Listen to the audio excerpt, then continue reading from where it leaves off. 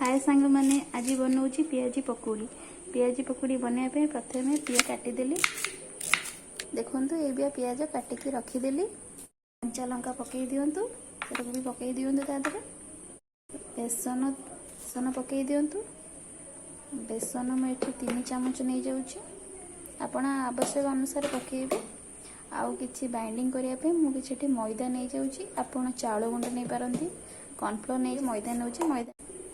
से किछि हलदी देदेबा लुण दे दूची मिश्रण को पानी न दे भलसे गोलई दिंतु समय देदेले सेटा पानिया हो ठीक से हबनी टाण हबनी कि क्रंची भी हबनी से प्रथम आपण बिना पानी देकी गोलई दिंतु तापर जी दरकार हम आवश्यक अनुसार टिके टिके पानी देकी प्रस्तुत करदेवे एबे आपण देखंतु मु टिके पानी नहीं गली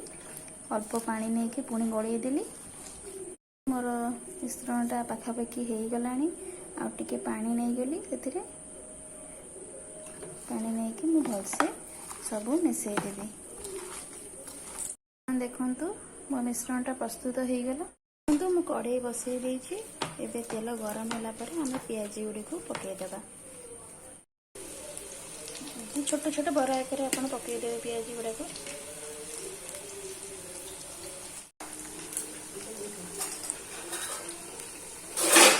गोटे पट हो गला पर देखो मैं अन्य पट को बुले दूसरी गोल्डन ब्राउन होला पर्यंत छाणीबे जहाद्वारा कि कुड़कुड़ लगे पियाजीटा भल भी लगे प्राय पाखापाखि हो गला मुझे बाहर कर दूची पियाजटा प्रस्तुत हो गला गोटे पट हो गला आउ टे गोटे पट बुले दूची टे ब्राउन हो जाऊ